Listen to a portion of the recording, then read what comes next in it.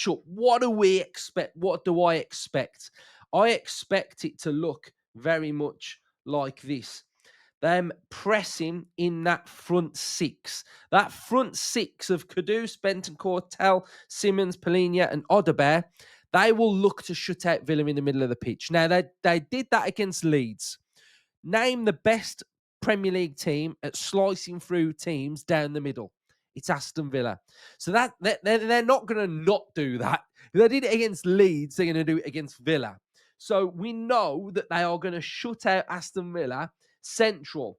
Now, what do I want and what do I think can happen from a Villa point of view? Now, McGinn can come inside as well, and he can operate next to that midfield as well and just mash it up and merge it up even more. So I think what we can expect is it to be quite tight.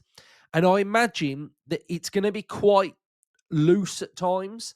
I think it's going to be one team will have the ball, someone will win it back because there's not much space. There won't be much space in that midfield to operate. The ball's going to come into you and bang, there's going to be a player on you straight away. And that's going to be the case for both teams. So how Villa attack is what we've alluded to is we've got to make Spurs lose their way with their game plan. We've got to make the distances too big. So what we mean by distances too big is if they have pressed us high, which you can see now, that's quite high. You know, they've pressed us quite high in central midfield, and the space is in behind that midfield. We saw it against Leeds with a screen grab.